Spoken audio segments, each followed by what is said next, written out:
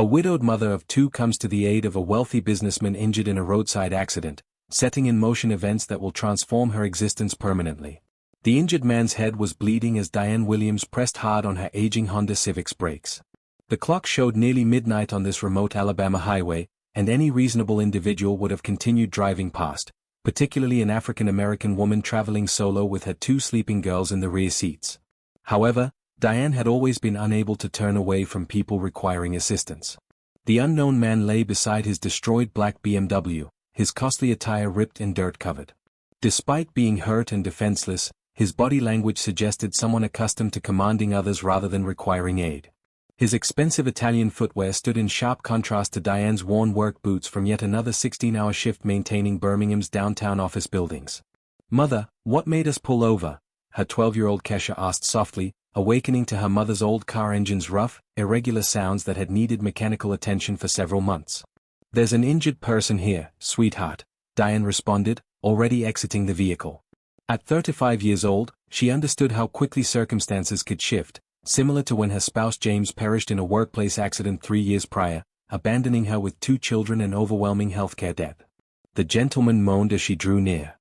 He appeared to be in his 40s with silver streaks at his hairline, and even while unconscious, he radiated the confidence typical of those who never need to request help from anyone. His golden timepiece caught the glow from Diane's mobile device as she monitored his heartbeat. "Sir, are you able to hear me?" she inquired, lightly tapping his shoulder. His eyes opened gradually, bewildered and confused.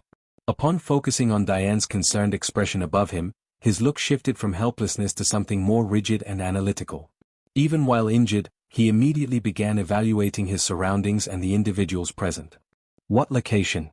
Where have I ended up?" he mumbled, attempting to rise while grimacing from discomfort.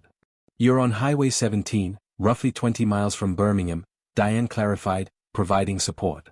"Your vehicle overturned. You require emergency care." The man examined her closely, truly studied her, and Diane recognized that look. It matched the expressions she observed on corporate executives' faces in the offices she maintained nightly, surprised that someone of her background could offer assistance, followed by rapid consideration of potential costs. "My name is Richard Davidson," he stated, as though his identity should carry significance. For people moving in circles vastly different from Diane's, it likely did. "I'm Diane Williams," she responded plainly. "These are my children, Kesha and Amora. We'll transport you to medical facilities." Richard attempted to object, claiming he could manage independently. Yet when he tried standing, his legs failed him. Something profoundly disturbing existed about witnessing this man's weakness, someone obviously used to dominating his environment. Throughout the journey to the hospital in the noisy Honda's back seat, Richard Davidson, who Diane would later learn was CEO of Davidson Industries, stayed quiet. However, his reflection in the rearview mirror showed confusion extending beyond his head trauma. He seemed to be struggling with how he'd found himself in an old car's backseat, being rescued by a woman he typically wouldn't acknowledge. What Richard remained unaware of was that Diane Williams wasn't merely an ordinary custodial worker. She possessed a business degree she'd never utilized due to institutional racism, a tactical intellect honed by survival necessity, an internal fortitude shaped by grief and daily hardship. As the medical facility's lights grew closer, Diane observed through her mirror how this influential man had been reduced to humanity's most basic condition, entirely reliant on strangers' compassion. At the medical center, Richard Davidson received treatment reflecting the deference shown to men of his social position. Healthcare workers hurried to assist him. Physicians appeared immediately, and the department head personally oversaw his treatment. Diane observed this activity from the emergency room's corner, holding 9-year-old Amora while Kesha stood nearby. Both girls were amazed by the commotion. "Just minor suturing and a light head injury," Dr. Peterson announced, a silver-haired physician who treated Richard like nobility. "However, I suggest 24-hour monitoring, Mr. Davidson." Richard dismissed this impatiently. "I lack time for hospitalization. Tomorrow's board meeting is worth $40 million. At that moment, he truly noticed Diane for the first time since the collision. She stood quietly with her 2 daughters, waiting simply to confirm his well-being before departing. Something about this scene deeply troubled him. Perhaps her inherent grace or how her children remained perfectly behaved despite the late hour and unfamiliar hospital setting. "You're still present?" he asked as if her presence was bothersome. "Thank you for the transportation. My aide is coming to collect me." Diane nodded simply. I'm pleased you're well, Mr. Davidson. But Richard wasn't finished. Something about her behavior irritated him, an absence of the deference he'd anticipated. Listen, he said, removing his wallet. Allow me to compensate you appropriately for fuel and trouble. He extended a $20 bill as though tipping a parking attendant. Diane observed the money, then him. No thank you, Mr. Davidson. Anyone would have acted similarly. Don't be stubborn, Richard insisted, forcing the bill toward her. I understand people in your circumstances need every dollar. The ensuing silence was uncomfortable. Kesha frowned, instinctively detecting the disrespect, but Diane placed a calming hand on her daughter's shoulder. Individuals in my circumstances, Diane echoed thoughtfully. Richard realized he'd entered dangerous territory, but his privilege dominated his response. You understand, industrious, ordinary people. There's no disgrace in that. Dr. Peterson coughed awkwardly, obviously wanting to escape the conversation. Diane remained motionless momentarily, examining Richard's expression with an intensity that made him squirm uncomfortably on the gurney. I maintain 3 employment positions to support my daughters, she stated finally, her tone staying level. I've maintained the offices at Davidson Industries nightly for 2 years. This information struck Richard like a physical blow. He looked at her again, attempting to connect this woman with the unseen figures who cleaned his corporate facility after business hours. People he never truly observed, who existed only peripherally in his awareness as part of the necessary but disposable infrastructure of his professional existence. Oh, was his only response. 15th floor, southeastern corner, your office, Diane continued, a slight smile forming. You remain late on Tuesdays and Thursdays. You consistently leave 3 partially consumed coffee cups on your workspace and stacks of contracts you examine with a particular red writing instrument. Richard's discomfort was now obvious. She had monitored his behaviors, understood his routines, possessed access to information about his schedule that he'd never considered anyone might notice or remember. You're quite attentive to details, he muttered. I must be, Diane responded. My employment depends on remaining unnoticed and productive, on understanding each executive's habits so I don't interfere. Amora yawned in her mother's arms, reminding everyone of the advanced hour. Diane stood gracefully. We must leave. Tomorrow is a school day. Wait, Richard said, something shifting in his voice. You mentioned having 3 jobs. I maintain offices at night, work at a market on weekends, and perform house cleaning when possible, Diane explained without any self-pity. James, my husband, died leaving medical debt. I do whatever's necessary. Momentarily, Richard saw past his own biases. He observed a woman who worked tirelessly, raised 2 daughters alone, and still had stopped to assist an injured stranger on a dark highway. He saw someone whose quiet strength contrasted sharply with his own vulnerability that evening. Diane, he said, using her name initially. Is there anything I can do? Any assistance? You preserved my life. Diane studied him for an extended moment. Something in her expression Richard couldn't identify, a sharp intelligence that seemed to be evaluating and calculating things he didn't comprehend. Actually, she said slowly, there's something I've always wanted to discuss with you regarding Davidson Industries. Richard leaned closer, intrigued.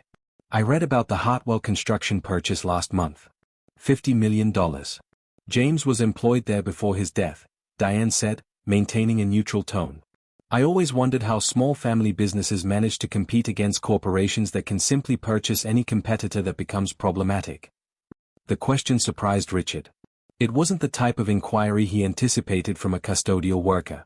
The sophistication in her phrasing suggested knowledge of corporate strategy far exceeding what her current role would indicate. It's simply the business environment, he replied, suddenly defensive. Open competition. Open competition, Diane repeated as if testing the phrase. Fascinating concept. At that moment, Richard's personal assistant arrived, a nervous young man in expensive clothing who treated Diane and her daughters like inconvenient obstacles while organizing his supervisor's departure. Mr. Davidson, your transportation awaits. Your spouse is concerned, he announced, barely acknowledging Diane. Certainly, Richard said, rising from the stretcher. He hesitated momentarily, looking at Diane. Listen, if you require anything. We're fine, Diane replied. But her expression revealed something deeper, a quiet resolve that made Richard wonder what exactly was occurring in this woman's thoughts. As they departed the hospital, Kesha finally spoke. Mom, why did that gentleman speak to you that way? Diane paused in the parking area, watching the black limousine transport Richard Davidson back to his privileged world. Because certain people believe wealth grants them permission to treat others as inferior, dear. But you're not inferior, Amara declared with children's absolute certainty. No, I'm not, Diane agreed, a mysterious smile crossing her features. And perhaps it's time certain people discovered that. What Richard Davidson didn't realize was that Diane Williams had spent the previous 2 years observing far more than work routines at Davidson Industries. Every overheard conversation, every document abandoned on desks, every corporate strategy discussed in meetings she cleaned afterward, all had been carefully noted and memorized by a mind trained in management that had finally discovered a way to utilize her education in a manner no one would suspect. 2 weeks following the hospital encounter, Diane returned to her night shift at Davidson Industries as though nothing had occurred. But something fundamental had transformed. She was no longer an invisible employee performing automatic tasks. She was a woman with purpose, and every office she cleaned became a potential source of valuable intelligence. On her first evening back, she found Richard working late, exactly as she'd anticipated. He barely glanced up when she entered to empty waste containers, treating her like furniture, an invisibility she now recognized as her greatest asset. Diane, correct, he said absent-mindedly, not looking up from his laptop. I forgot to properly acknowledge your roadside assistance. No acknowledgement necessary, Mr. Davidson, she replied, methodically continuing her tasks. Actually, you deserve it. Let me compensate you appropriately, Richard said, opening his drawer and producing an envelope. $500. I understand that for people in your position, it can make a difference. Diane stopped cleaning and observed the envelope extended toward her. This marked the second time he'd attempted to pay her for basic human decency, as if kindness were a purchasable service. That's very thoughtful, Mr. Davidson, but as I mentioned previously, it's unnecessary. Richard frowned, clearly annoyed by her rejection. Look, Diane, I understand you have pride, but don't be foolish. Accept the money. It's a generous proposal. Generous? Diane repeated, testing the word. Interesting word choice. What do you mean? Richard asked, finally giving the conversation his complete attention. Nothing, Mr. Davidson, just noting that generosity means different things to different people. Something about her tone bothered him, but he couldn't identify it precisely. Diane completed cleaning the office silently, but her eyes carefully recorded every document on the desk, every partially opened folder, every phone conversation he conducted, believing he was alone. Over the following days, Diane established a careful pattern. She arrived at the building early, creating opportunities to overhear hallway conversations. She cleaned each room thoroughly, especially during important meetings occurring after regular business hours. And she began discreetly photographing documents that Richard and other executives left scattered on their desks. During one of these evenings, she encountered Marcus Torres, a labor attorney with a small ground floor office in the same building. He frequently worked late, and Diane noticed he always greeted her respectfully, unlike most other professionals who barely acknowledged her presence. Another long evening.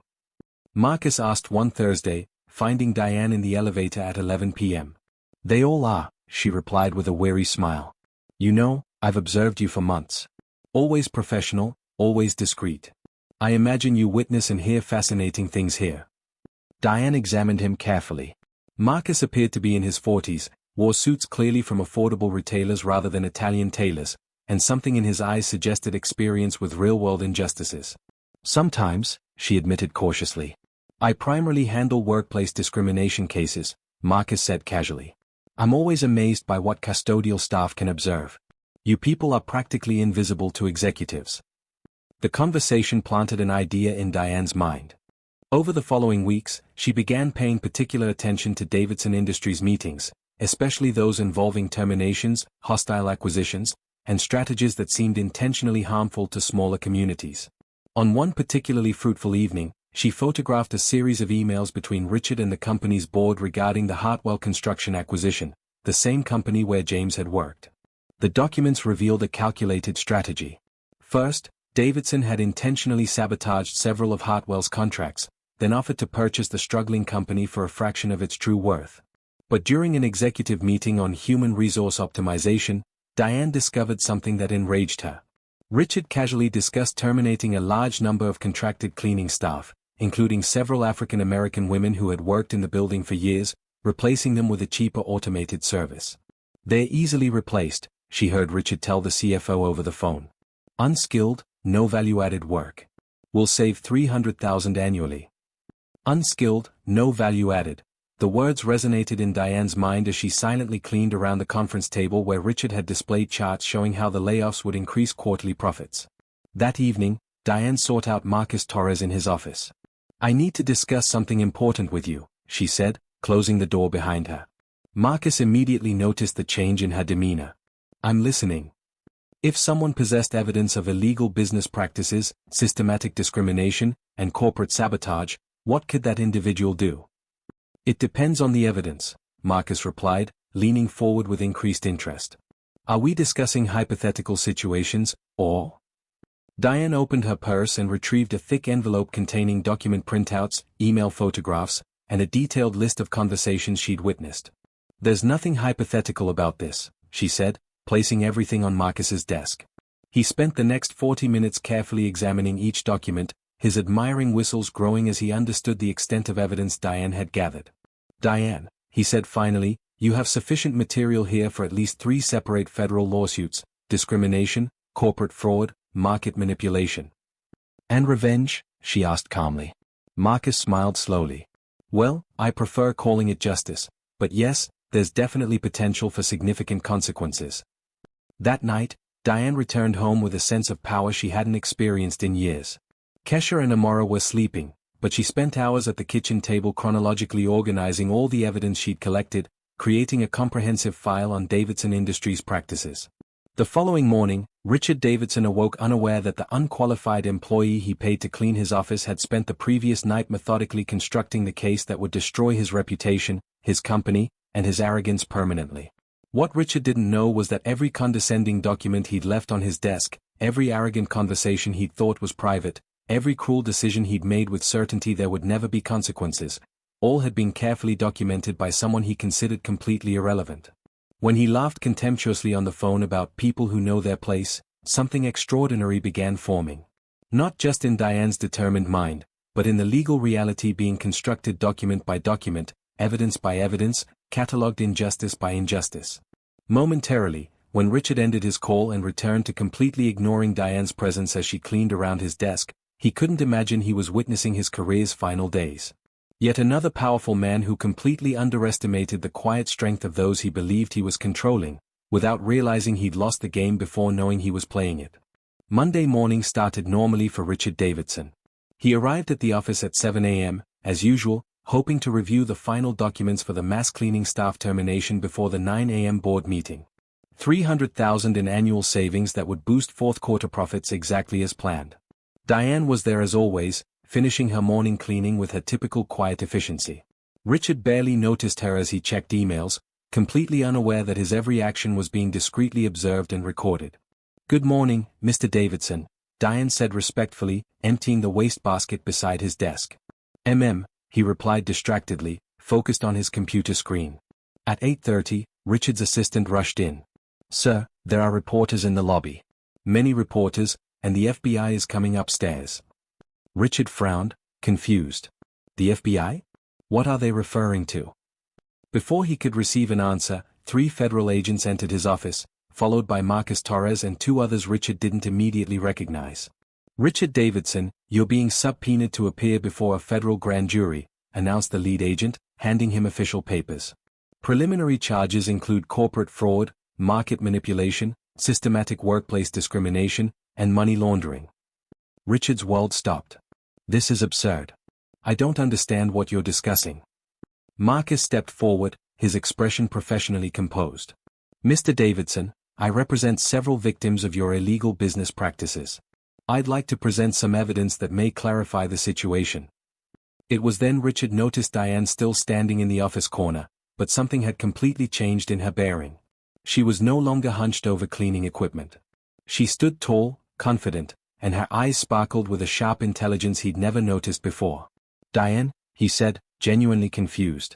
"Actually," Marcus continued, "I'd like you to properly meet Diane Williams, bachelor's degree in business administration from the University of Alabama, MBA interrupted due to her husband's death, and our lead witness with direct access to your daily operations." Marcus opened a thick folder on Richard's desk. Over the past 6 months, Ms. Williams has meticulously documented your illegal practices, recorded conversations, photographed confidential documents, printed emails, meeting minutes. Richard looked at Diane with a mixture of growing shock and horror. You were spying on me. I was performing my job, Diane replied calmly. Cleaning. It just happens that I was also cleaning up the moral corruption you spread everywhere. Marcus continued relentlessly.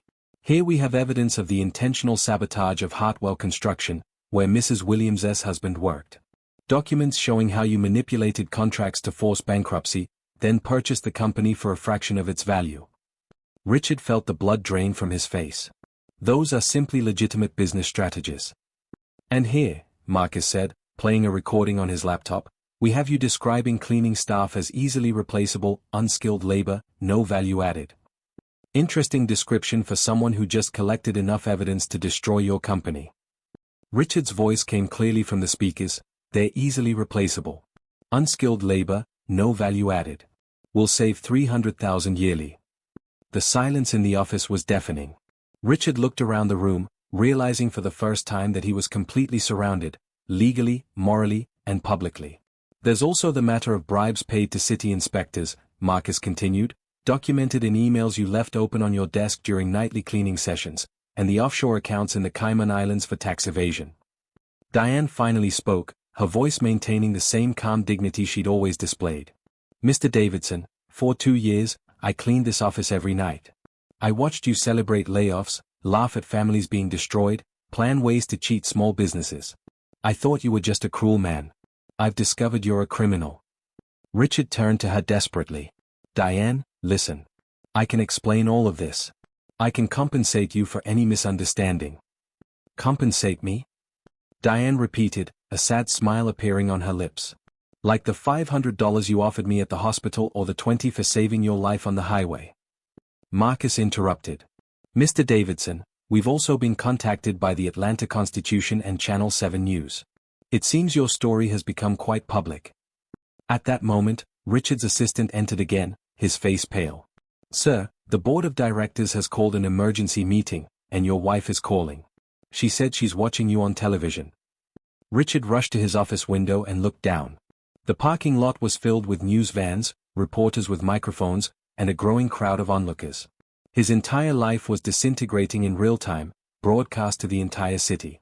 How? He whispered, turning to Diane. How did a simple cleaning lady manage to? A simple cleaning lady? Diane interrupted, her voice finally showing a hint of irritation. Mr. Davidson, invisible people see everything.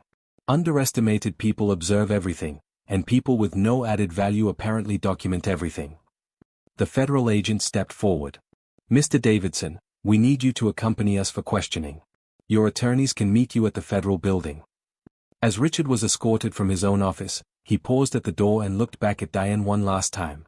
She was calmly organizing her cleaning supplies as if it were just another normal workday. Why? He asked desperately. Why are you doing this to me? Diane stopped what she was doing and looked him straight in the eye. Because James Williams wasn't just a name on a termination form. He was my husband. He was my children's father. He was a good man who died working for a company that you deliberately sabotaged. The weight of those words hit Richard like a speeding train. All this time, he wasn't being watched by a random employee. He was being studied by the widow of a man whose life he had destroyed without ever bothering to learn his name. What about the money? He asked weakly. The offers I made. You tried to purchase my humanity for $20, Diane replied. You ended up losing $300 million. Seems like a poor deal, even for someone with your management experience. As the door closed behind Richard Davidson, Diane Williams calmly continued her work. After all, there was still much to clean up. And now, for the first time in years, she was cleaning up dirt that truly mattered. 6 months later, Davidson Industries had permanently closed its doors. Richard Davidson was serving a 16-year sentence for corporate fraud, systematic discrimination, and tax evasion. His mansion was auctioned to pay compensation to his criminal practices victims. Diane Williams sat in her new office on the 20th floor of the same building where she had once cleaned restrooms. Her corporate compliance consulting firm had grown rapidly, serving corporations wanting to avoid Davidson's fatal mistakes. Mom, you have 3 more interview requests, announced Kesha, now 13, as she organized her mother's correspondence with impressive efficiency. Marcus Torres entered carrying contracts. IBM wants to hire your services. It seems your reputation for ethical cleaning is spreading nationwide. Diane smiled, watching people walking on the streets below through the window, each with their own struggles, dreams, and dignity deserving respect. That morning, she had received a letter from prison. Richard Davidson finally offered a genuine apology. Too late to save his company or freedom, but never too late to recognize the humanity he had ignored for so long. The best revenge wasn't destroying Richard Davidson. It was building something greater than he could ever imagine. Diane proved that underestimated people aren't invisible. They are observant. And when they decide to act, they rewrite the entire game's rules.